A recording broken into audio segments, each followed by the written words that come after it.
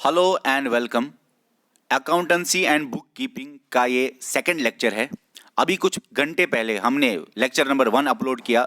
आपका बहुत ही अच्छा रेस्पॉन्स रहा उस पे। आप डरिए मत ये लेक्चर देखते हुए। आपको लगता होगा कि बहुत कुछ लिखा है इसमें, लेकिन ये कहानी ही कहानी मैं आपको समझाऊंगा, और वो भी अपने ही कोचिंग सेंटर की कहानी बता के आपको ये सारी चीज़ें समझ में आ जाएंगी। तो लेक्चर से पहले आपको बताऊं, सब्सक्राइब करो, बेल आइकन को दबाओ, शेयर करो चैनल को और कमेंट करो क्या अच्छा नहीं लगता। अब अकाउंटेंसी के टर्म्स तो हमने लेक्चर 1 में थोड़ा सा सीख लिया, वो चीज़ें आपको यहाँ पे भी थोड़े से रिपीट हो जाएंगे। उसके लास्ट एक दो लाइनें शायद रिपीट हो जाएंगे। देखो भाई, अकाउंटेंसी में जो टर्म्स है मैं स्टार्ट करूंगा ऐसे। ये आप मान लो ये मैं हूं, और मैंने इस कोचिंग सेंटर को बनाया JK study for civil service को। एक ये है कोचिंग सेंटर, ठीक है। अब ये जो मैं हूं, आप मुझे बोलो प्रोपराइटर, आप ओनर बोल सकते हो, आप बिजनेसमैन बोल सकते हो, आप एंटरप्रेन्योर बोल सकते हो, कुछ भी आप बोलो। लेकिन इस कोचिंग सेंटर में, इस बिजनेस में, किसी भी बिजनेस में ये सारी चीजें सेम टू सेम अप्लाई हैं, चाहे कोचिंग सेंटर हो या कोई भी बिजनेस हो।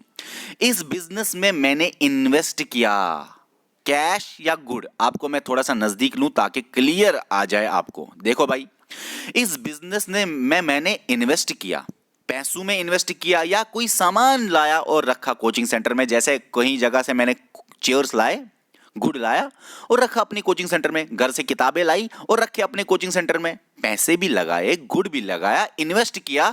और जो मैंने ये इन्वेस्ट किया इस कोचिंग सेंटर पे, इस इंस्टीट्यूट पे, इस बिजनेस यूनिट पे, आप इसको फर्म भी कह सकते हो, इंडस्ट्री भी कह सकते हो, हालांकि कुछ फर्क है।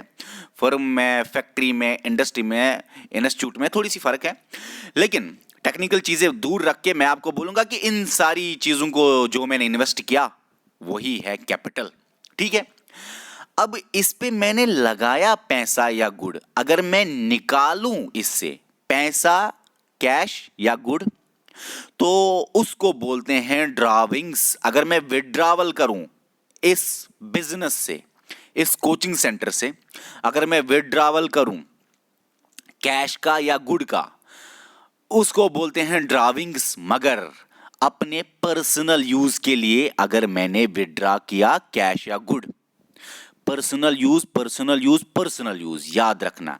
ऐसा नहीं कि आपने इससे, इस बिजनेस से, इस कोचिंग सेंटर से पैसा विड्रा किया फिर इसी पे लगाया। अरे वो तो अलग आएगा, वो तो कैपिटल एक्सपेंडिचर में आ जाएगा। वो हमारे नेक्स्ट लेक्चर में आपको पता चलेगा, या इसी लेक्चर में मैं आपको बताऊंगा टाइम आने पे। ओके, तो समझना इसको पर्सनल यूज के लिए, पर्सनल यूज के लिए, ऐसा नहीं कि इसी इंडस्ट्री पे, इसी बिजनेस पे। तो ठीक है भाई, लगाना पैसा कैपिटल, निकालना पैसा ड्राविंग्स, बहुत ही इजी है, बहुत ही इजी है। अब हम चलते हैं यहां पे लाइबिलिटीज सीखते हैं। अब देखो, अब आपको समझना है ये लाइबिलिटीज। आप जो जो सॉरी, मैं तो अपनी एग्जांपल दे रहा हूं, मैं कहां खो गया। अगर मैंने किसी दूसरी जगह से लोन लाया तो मुझे परेशानी है। जैसे कि मुझे पैसे नहीं थे रेंट देने के लिए, तो मैंने बाहर से लोन लाया, तो मेरी ये जिम्मेवारी है, टेंशन है, मुझे लोन चुकाना है, मुझे वापस पैसा देना है, उसको बोलते हैं लाइबिलिटी, ठीक है ना। अब दूसरा क्या होता है, मैंने इस इंस्टीट्यूशन में कुर्सियां लाई, बोर्ड लाया, ठीक है ना, माइक लाया, इवन कि ये सेटअप भी लगाया, यूट्यूब सेटअप भी डाला इंस्टीट्यूशन में। इवन कि मेरे इंस्टीट्यूशन में बुक्स भी है, बुक्स भी है इंस्टीट्यूशन में, जहां पे, वहां पे बुक्स भी है, उनकी सेलिंग हो रही है। आप कह सकते हो वहां पे बुक सेलर भी बैठता है, आप इस तरह कह सकते हो। तो ये सारा सामान जो है, याद रखना, ये सारा सामान जो है जिसकी वजह से इंस्टीट्यूशन को बेनिफिट मिल रहा है फ्यूचर में, फ्यूचर का बेनिफिट मिल रहा है, मतलब फायदा आ रहा है। चेयर से तो पैसे कमा रहा हूं ना मैं, बोर्ड से पैसे कमा रहा हूं ना मैं, कुर्सियों से पैसे कमा रहा हूं ना मैं, माइक से, यूट्यूब से पैसे कमा रहा हूं ना मैं। और इतना ही नहीं, बुक सेलर, मैंने बोला बुक्स भी है, उससे भी पैसे कमाता हूं। तो जो ये फायदा आ रहा है फ्यूचर वाला, उसी को बोलते हैं एसेट। नुकसान हो रहा है फ्यूचर में, उसको बोलते हैं लाइबिलिटी। ये मेरी चीजें होती हैं एसेट की। लाइबिलिटी क्या होती है, मेरे पास तो है लेकिन मेरी चीजें नहीं है, किसी को वापस करनी है, ठीक है ना। किसी को वापस करके फ्यूचर में नुकसान होता है। ये तो मेरी चीजें हैं, ये तो मुझे प्रॉफिट कमा के देंगी, तो ये फायदा है, इससे एसेट से फायदा है, लायबिलिटी से नुकसान है। एसेट लायबिलिटी कैपिटल थोड़ा सा मैंने आपको पहले लेक्चर में बताया हुआ है। ओके, अब आपको ये समझना है, क्योंकि बहुत सारे बच्चों को कंफ्यूजन है क्रेडिटर और डेबिटर को। अरे ये बहुत ही इजी है, सबसे इजी, समझो इस बात को, बहुत ही इजी है। करंट नॉन करंट करंट में हम आएंगे अभी, लेकिन पहले इस बात को समझो, क्रेडिटर क्या है, डेबिटर क्या है। देखो भाई, ये बिजनेस है, कोचिंग सेंटर है, बिजनेस है कोई भी। तो अगर किसी भी इंसान से, किसी भी इंडस्ट्री से, किसी भी फैक्ट्री से, किसी भी इंसान से अगर गुड्स हमने परचेज किए, जैसे हम बुक्स परचेज करते हैं बाहर से मार्केट से, जैसे हम फर्नीचर परचेज करते हैं, जैसे हम मार्कर परचेज करते हैं, तो किसी भी इंसान से जिससे हमने परचेज तो किया लेकिन उसको वहीं पे पैसा नहीं दिया, उसको बोला अभी हम आपको बाद में हिसाब करेंगे, बाद में पैसे देंगे। अब बाद में पैसे देंगे मतलब हम आपको बाद में फ्यूचर पेमेंट करेंगे।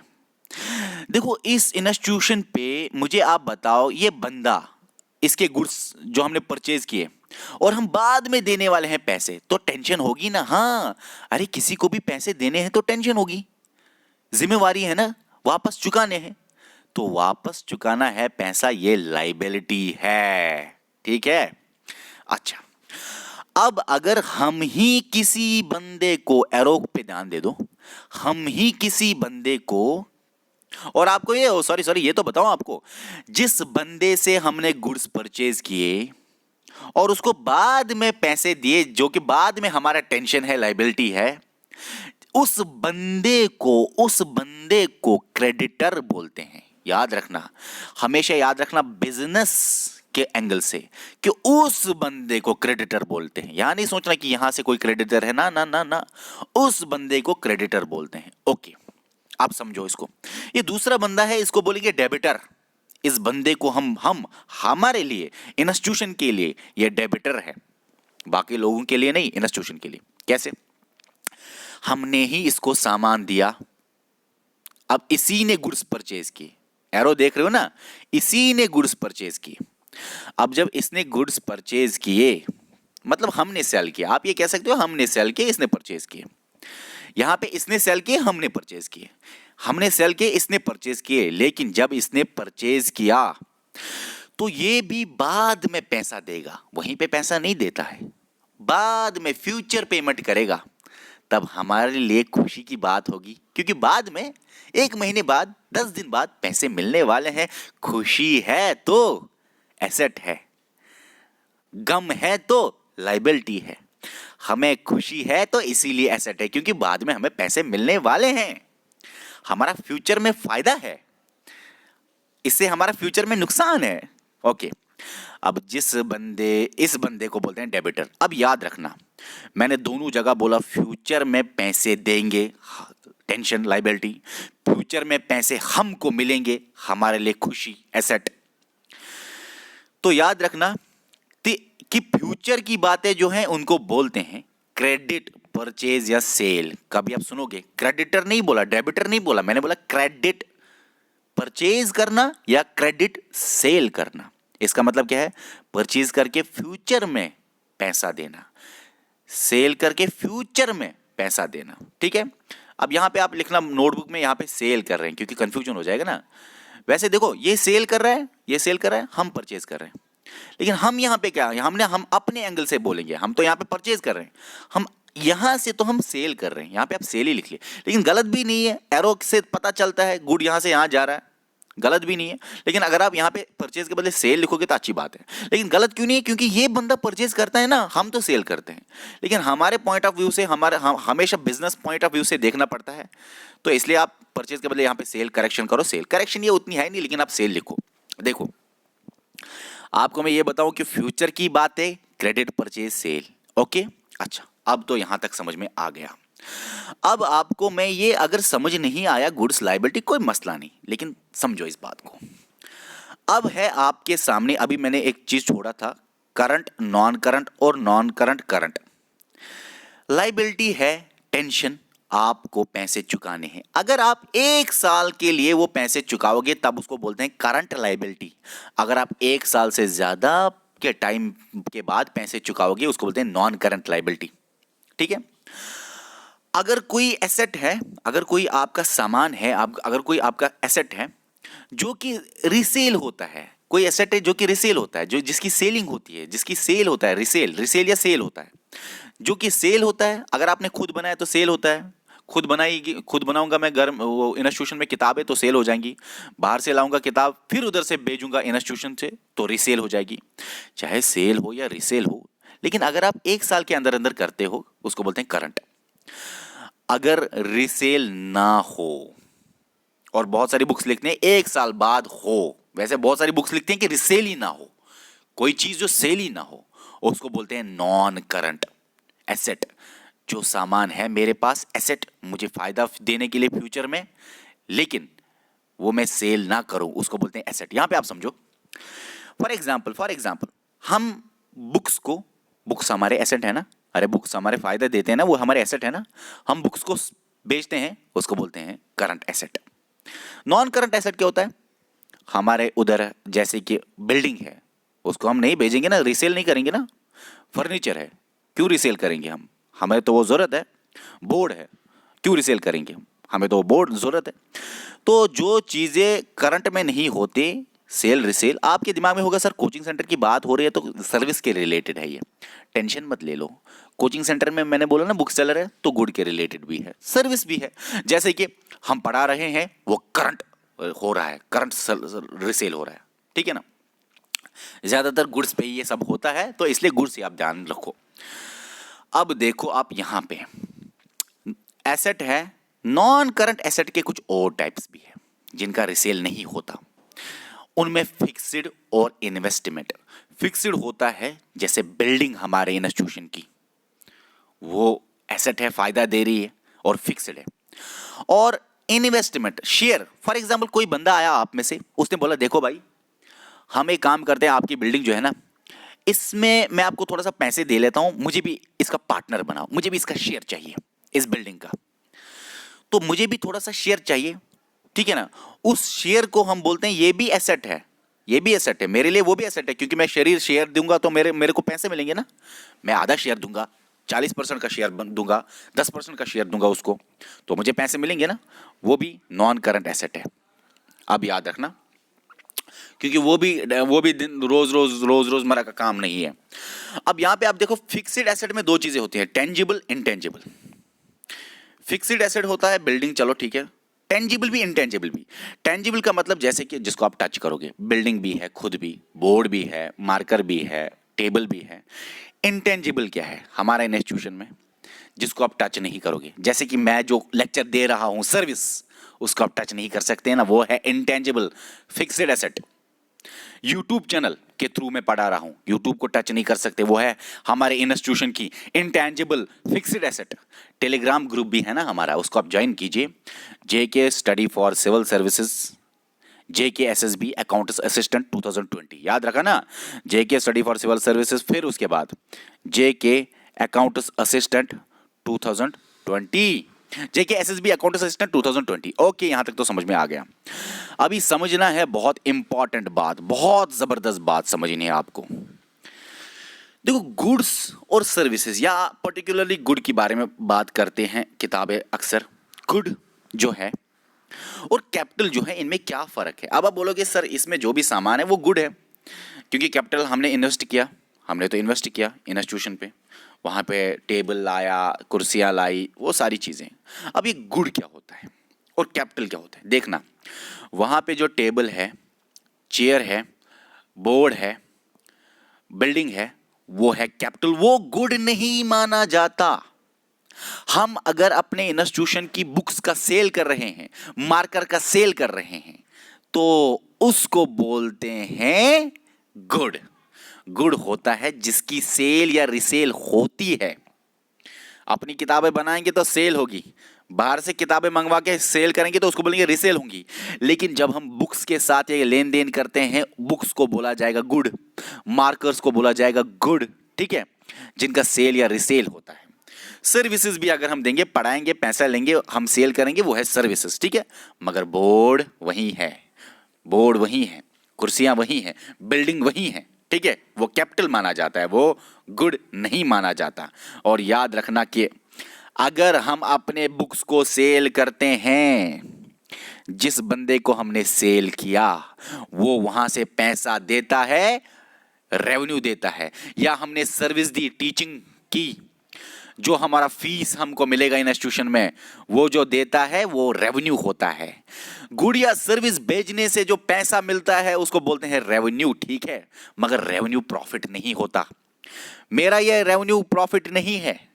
इस रेवेन्यू से अगर हम माइनस करेंगे इंस्टीट्यूशन का खर्चा, इलेक्ट्रिसिटी बिल, वाटर बिल, सफाई का बिल, ठीक है ना, डे टू डे एक्सपेंसेस बहुत सारे, अगर इस पैसे जो हमें आते हैं रेवेन्यू, उससे हम माइनस करेंगे एक्सपेंसेस, फिर आपके सामने प्रॉफिट बन जाता है। Revenue minus expenses is equal to profit. याद रखना, याद रखना, याद रखना। अभी देखो, प्रीपेड एक्सपेंसेस और आउटस्टैंडिंग कितना टाइम हुआ? अभी है, अभी 5 मिनट पड़ेंगे, 2-4 मिनट। देखो, प्रीपेड एक्सपेंसेस और आउटस्टैंडिंग एक्सपेंसेस क्या होता है, याद रखना कि अगर मैं पहले ही किसी को पैसे दूं, अगर बिजनेस हमारा पहले ही किसी को पैसे दे, जैसे किसी बुक सेलर से हमें बुक्स लानी थी तो हमने एडवांस में पैसे दे दी, एडवांस में पैसे दे दी। याद रखना, एडवांस, इसको बोलते भी है एडवांस एक्सपेंसेस। एडवांस में या प्रीपेड एक्सपेंसेस हमने पहले ही पैसे दे दी। आउटस्टैंडिंग में तो हमें बाद में पैसे लेने होते हैं। अभी समझो इसको, पहले ही पैसे दे दी, तो पैसे आपने दे दिए ना, खर्चा आपने उठाया पहले ही, तो बाद में आपको फायदे आने वाला है ना। मैंने क्या बोला? एसेट, जिसकी वजह से आपको बाद में फायदे आने वाला है, मतलब आपको बेनिफिट होने वाला है। आपने किसी को पहले ही पैसे दे दी, वो आपको कुछ ना कुछ तो फेवर देगा ना। ये हमारा एसेट है, प्रीपेड एक्सपेंसेस हमारे एसेट हैं। जैसे आप सिम में प्रीपेड पैसे पहले ही देते हो, आपने एयरटेल में भर लिए पैसे पहले ही, फिर बाद में आपका ये एसेट है। क्यों? क्योंकि आपको 1 महीने, 2 महीने, 3 महीने की सर्विस मिलती है, फायदा होता है सामने आगे। आउटस्टैंडिंग एक्सपेंसेस क्या होता है? इसमें आपके, फॉर एग्जांपल मेरे इंस्टीट्यूशन में किसी टीचर ने काम कर लिया और उसने 1 महीना काम कर लिया, उसने मुझे फायदा दे दिया, उसने अपना एसेट दे दिया, मुझे फायदा मिल गया, मुझे फायदा मिल गया मुझे। अब मुझे टेंशन है, अब मुझे उसको देना है सैलरी। टेंशन है ना, टेंशन हुई ना, सैलरी देनी है। क्यों? उसने तो कर्जा, उसने तो सॉरी काम किया 1 महीना, लेकिन फिर 1 महीने बाद टेंशन होती है ना बिजनेस को। क्यों होती है टेंशन? अरे सैलरी देनी है, लायबिलिटी है या, उसको बोलते हैं आउटस्टैंडिंग एक्सपेंसेस, जो कि अब आपको पेमेंट करनी है। प्रीपेड एक्सपेंसेस जो आपने पहले ही पेमेंट कर दी, आउटस्टैंडिंग एक्सपेंसेस जो आपको बाद में पेमेंट करनी है। ओके, बाद में पेमेंट करनी है, टेंशन, लायबिलिटी। पहले ही पेमेंट कर ली, टेंशन खत्म। अब जो आएगा फायदा वो एसेट। ओके, अब यहां तक तो आपने समझा। अब हम समझेंगे डिस्काउंट।